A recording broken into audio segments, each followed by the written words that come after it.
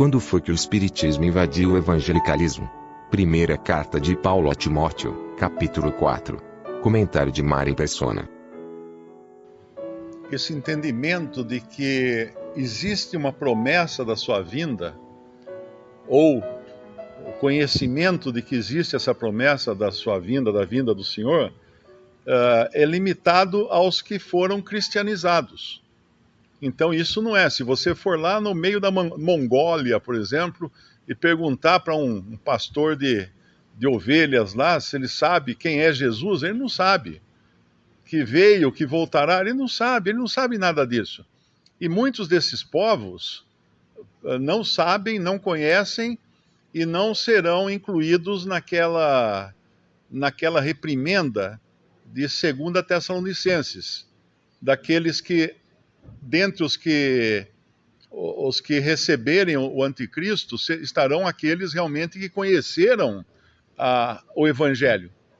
Mas outros não, porque não conheceram o amor da verdade, ou não puderam crer, porque não tiveram um conhecimento claro do que era a salvação por meio de Cristo. Então, muitos povos estarão sujeitos a serem incluídos naquela salvação que será dada a um remanescente de judeus fiéis para entrar no milênio. No milênio existirão nações e povos que nunca tinham escutado o evangelho antes, ou pelo menos de uma forma fácil de compreender, não é?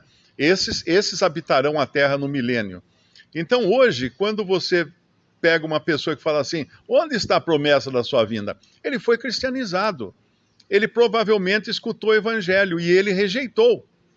Ele é um cético agora, ele é uma pessoa que nega o valor das escrituras e das promessas feitas nas escrituras. Ele nega.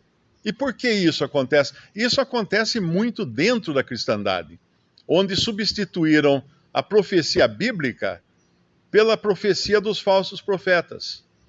E a gente lê lá em 1 Timóteo, capítulo 4, isso já tinha começado no tempo dos apóstolos, né? Quando ele fala assim, mas o Espírito expressamente diz que nos últimos tempos apostatarão alguns da fé. O que é um apóstata? É um que conheceu intelectualmente a fé, o Evangelho, mas nunca nasceu de novo, e aí então rejeita e vira aquela porca lavada e aquele cão que volta ao seu vômito que nós lemos em 2 Pedro capítulo 2. Esse é o apóstata, ele nunca foi salvo, ele pode ter até usado batina, lido a Bíblia ou qualquer coisa assim, mas nunca foi salvo, nunca creu de verdade. Mas o Espírito expressamente diz que nos últimos tempos apostatarão alguns da fé. Isso não está dizendo que eles deixarão de ser religiosos, ou de ir à igreja, ou de participar de cultos, ou fazer pregações no púlpito, no rádio, na TV. Apostatarão alguns da fé, dando ouvidos a espíritos enganadores e doutrinas de demônios, pela hipocrisia de homens que falam mentiras, tendo cauterizado a sua própria consciência. O que é cauterizar a consciência? É depois que você, mesmo sendo alertado pela palavra de Deus, pelo poder e ação do Espírito Santo, você anula a sua consciência para não dar ouvidos mais. É fechar o coração, como fez Faraó, né, depois de ser avisado várias vezes, para libertar, para deixar ir embora o povo do Egito, ele endureceu o seu coração. E logo depois disso fala que o Senhor endureceu o coração de Faraó. Quando uma pessoa endurece seu próprio coração, o ato seguinte dessa peça é o Senhor endurecer o coração dessa pessoa. Aí não tem volta. Aí é 2 Tessalonicenses, aqueles que não deram ouvidos ou não creram na verdade e crerão no anticristo. E aqui então, como que isso poderia estar acontecendo? Porque nós lemos aqui 1 Timóteo e 2 Timóteo. 1 Timóteo ele fala da casa de Deus, como deveriam se comportar na casa de Deus. Então, são duas epístolas que estão falando da casa de Deus, que é o círculo da profissão cristã. É o círculo da profissão cristã. É a cristandade. Mas o Espírito expressamente diz que nos últimos tempos apostatarão alguns da fé. Que alguns são esses? Alguns dentro da casa de Deus, dentro da esfera da profissão cristã, dando ouvidos a espíritos enganadores e a doutrinas de demônios. Então isso aqui é muito sério. Nós sabemos que no final do século XIX, assim como no começo do século XIX, houve um movimento bastante expressivo de irmãos que foram buscar na palavra de Deus se o que eles encontravam na cristandade era coerente com aquilo que havia na Bíblia, e descobriram que não era, e por isso se apartaram das iluminações e passaram a congregar somente ao nome do Senhor. Mas como o diabo não fica sossegado, ele não tira férias, logo em seguida vieram também as maiores aberrações da cristandade, como a doutrina dos Testemunhos de Jeová, a doutrina dos adventistas, e que superaram até as bobagens que nós aprendemos no catolicismo romano. Porque algumas negando a divindade de Cristo, algo que o catolicismo romano não nega, não é? E outras, como adventistas do sétimo dia, né, pregando uma salvação pela guarda da lei, mas ainda outros, esses são mais sutis ainda, porque existem hoje dentro da cristandade, professa, os que dão ouvidos a espíritos enganadores. Ontem eu recebi uma mensagem de um irmão falando assim: Mário, olha o que essa profetisa falou e não se cumpriu. Eu falei, mas claro que não se cumpriu. Você vai escutar essas pessoas falando no YouTube, profecias em igreja pentecostal? Então o pentecostalismo, como dizia um irmão, o Bill Orr, ele falava assim: tendo o pentecostalismo como amigo, o cristianismo não precisa de inimigo, porque é uma das coisas que mais perverteu a cristandade nestes últimos séculos, nesses últimos 2 séculos. E isso prevalece hoje. As pessoas vão às chamadas igrejas para ouvir as profecias, ou, como dizem alguns, as profetadas, né? Porque na realidade de profecia não tem nada. E então acreditam naquilo. E se não tiver aquilo, não tem emoção, não tem adrenalina, não vai. Eu não vou na igreja porque não tem profecia. Como é que eu vou lá só para ler a Bíblia, só para escutar o que está escrito na Bíblia? Eu não vou.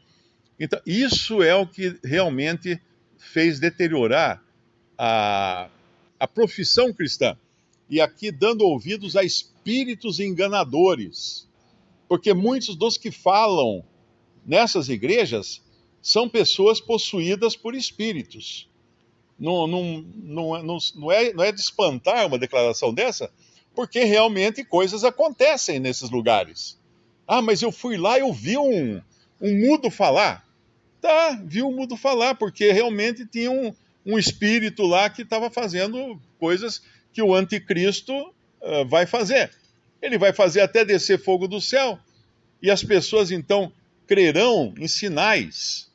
O que acontece hoje dentro da cristandade professa é uma busca desesperada por sinais e milagres e coisas assim, e ninguém percebe que isso aí é o diabo já jogando a ceva, cevando na beira do rio, para os peixinhos correrem lá, para depois ele vir jogar o seu anzol. Isso é o que acontece hoje, porque vai acontecer depois.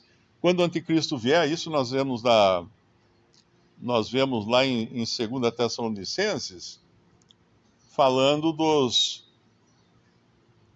da sua vinda, ou da manifestação do anticristo. No versículo 7, porque já o mistério da injustiça opera. Antes do anticristo chegar e entrar em cena, o espírito do anticristo já está por aí, como diz João numa de suas epístolas. Já o mistério da injustiça opera. Somente há um que agora resiste até que seja do meio tirado, então será revelado o iníquo, a quem o Senhor desfará pelo assopro da sua boca e aniquilará pelo esplendor da sua vinda. A esse cuja vinda é segundo a eficácia de Satanás, com todo o poder e sinais e prodígios. Se você passar numa rua e tiver uma placa lá, venha hoje na nossa igreja, grande poder e sinais e prodígios. Vai encher de gente lá. Vai encher de gente lá, porque é isso que as pessoas, a carne procura isso. Mas repare que isso é justamente Satanás cevando o rio para depois jogar o seu anzol. Segundo a eficácia de Satanás, com todo o poder e sinais e prodígios de mentira, e com todo o engano da injustiça, para os que perecem, porque não receberam o amor da verdade para se salvarem.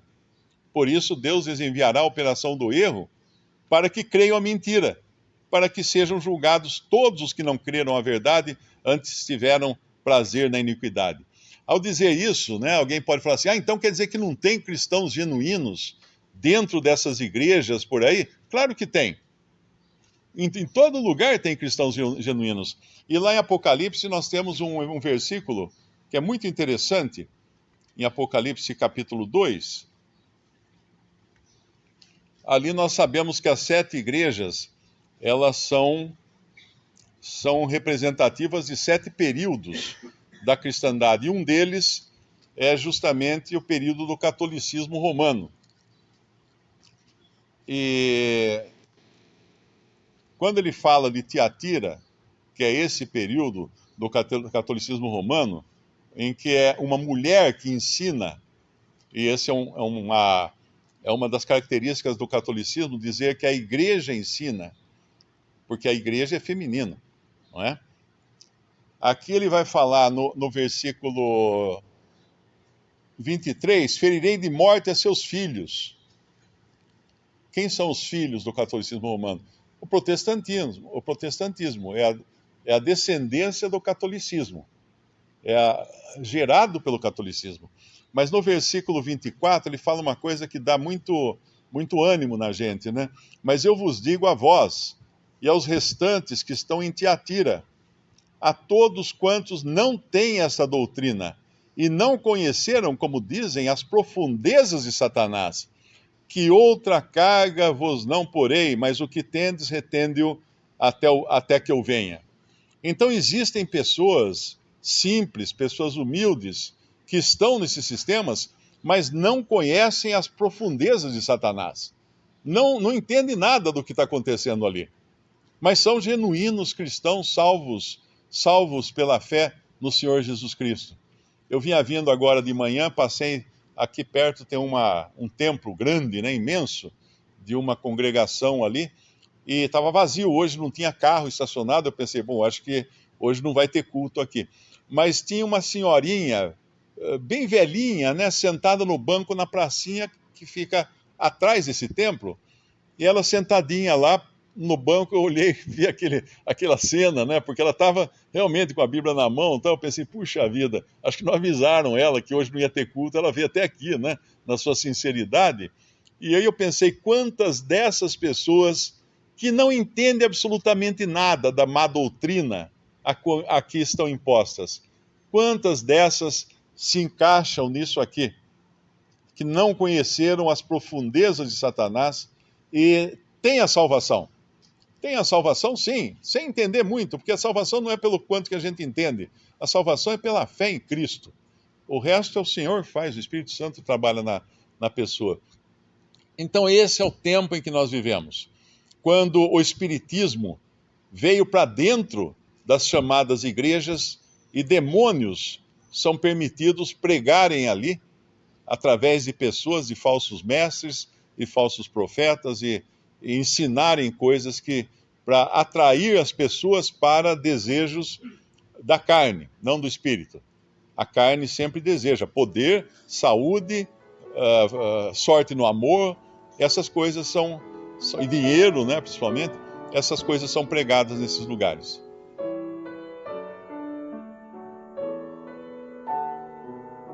Visite Respondi.com.br. Visite também 3minutos.net.